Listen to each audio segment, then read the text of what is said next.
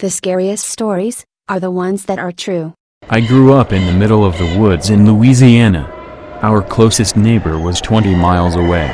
Our house was on a hill, and at the bottom was the creek that went through the woods for miles and miles. My grandfather would always tell us there were people living in the woods, crazy, inbred folks. On some the hills have eyes shit, but I always assumed he was just trying to creep us out. So one night when I was like 8 years old, I sat in the living room watching Pearl Harbor.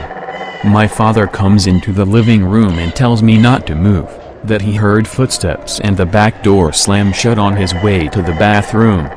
He thinks someone was in the house, and that he scared them off when he walked down the hallway to the bathroom.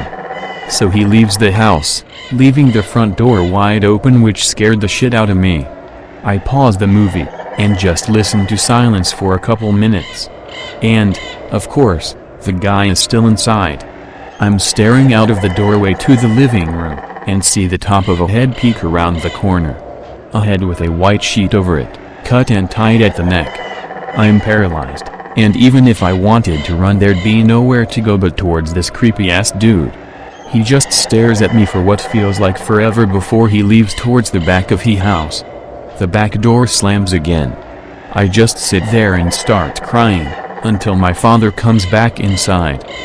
My dad tells me that as he rounded the corner to the back of the house, he caught the guy leaving out the back door. The guy sees my dad, and books it down the hill. Then there's a gunshot. According to father, my grandfather had been sitting on his porch next door, and saw the guy walking toward our house, so he grabbed his gun, got back outside in time to see the guy running down the hill, and shot the dude in the leg. The guy fell, then got back up again before my grandfather could take another shot, and disappeared into the woods. By the time the cops show up, he is gone.